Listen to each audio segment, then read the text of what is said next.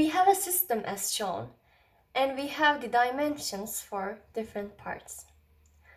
Our goal is to determine the state of stress at point B. Let's start by writing the equations for the forces and moments. Let's start with the forces in the direction of y. We can say that forces in the y direction will be equal to 0. And the equation for the forces in the y direction is Vy minus 250 newtons times sine 60. And this will be equal to 0, which will give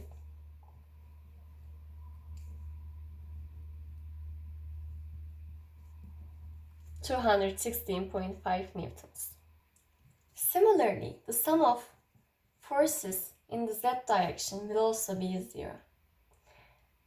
And we can say that it is equal to the shear in z direction minus again 250 newtons, this time cosine 60. And it will be equal to 0, which will give shear z equal to 125 newtons. Now let's move to the moments.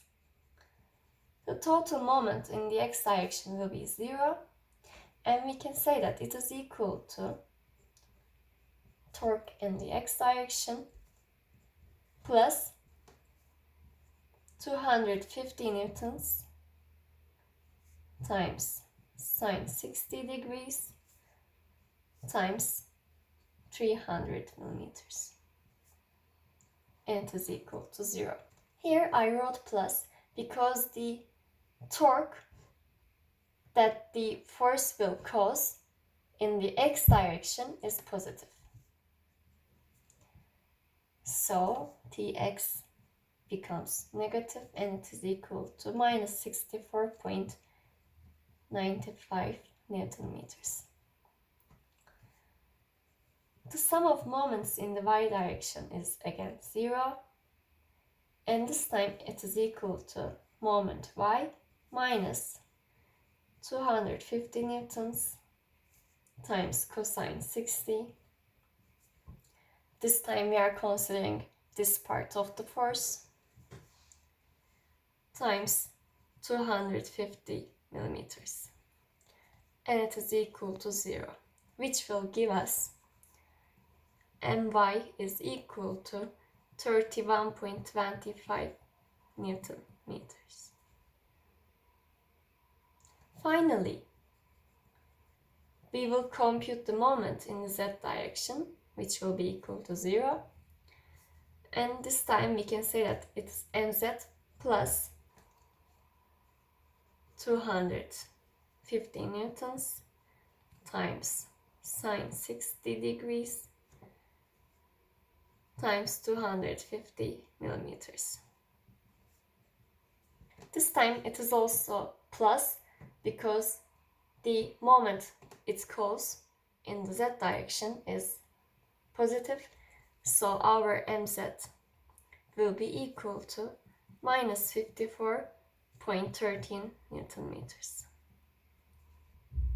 To compute the normal and shear stresses, we will first need to calculate the moment of inertia, the polar moment of inertia, and Qy.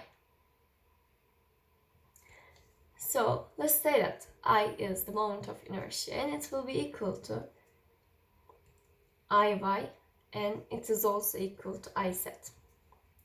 And they will be equal to pi over 4 times the outer radius, which is 25 millimeters to the power of 4, minus the inner radius to the power of 4, which is 19. And when we compute, we will see that it is equal to 204.4 times 10 to the power of 3 millimeters to the power of 4. And when we compute the polar moment of inertia, we will say that it is equal to pi over 2 times, again, the outer diameter to the power of 4 minus the inner diameters. And it will be equal to 408.9 times 10 to the power of 3 millimeters to the power of 4. Now we will calculate the first moment of area with respect to y-axis. And since the pipe is empty in the middle, it will be equal to y1 times the first area minus y2 times the second area. And from the table in the back of the book, we can say that it is equal to 4 over 3 pi times 25 millimeters times pi over 2 times 25 millimeters square, minus the second part, which is 4.3 pi times 90 millimeters times pi over 2 times 90 millimeters square. And when we compute, we will obtain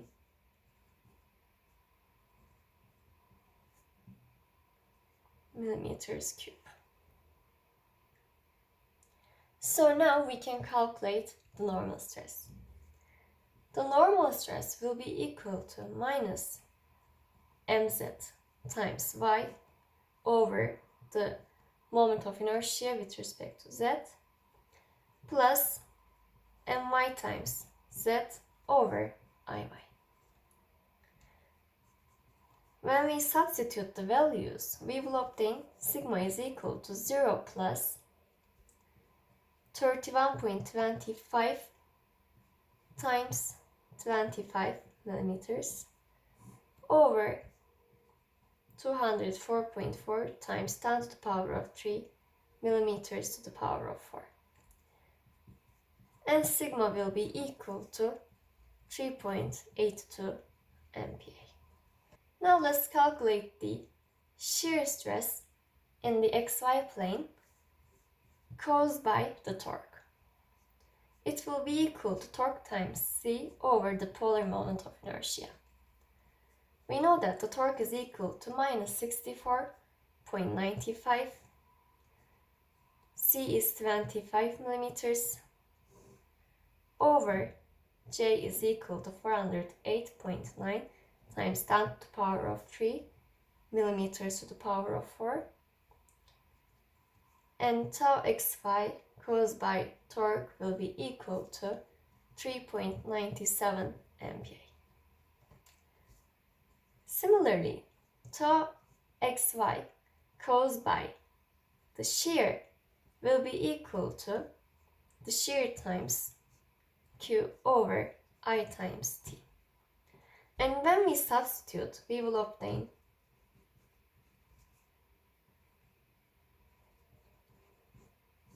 over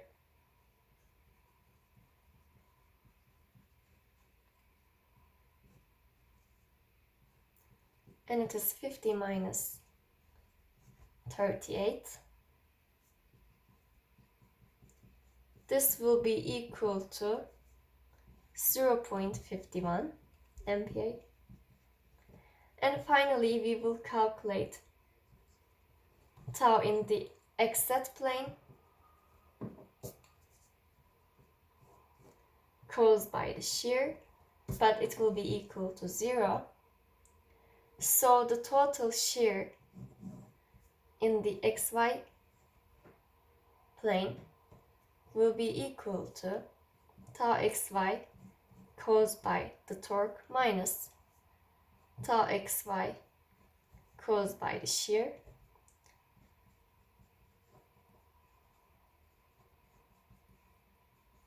and it is equal to 3.46 MPa. We have the normal stress here and we have the shear stress here. Here I wrote minus because the shear stresses are in the different directions. we can show them on a differential element.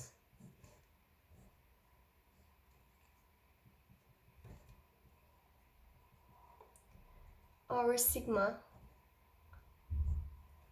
will be in the y direction and it is equal to 3.82 MPa. And this is our shear stress tau xy and it is 3.46 MPa. When we write the stress as a matrix,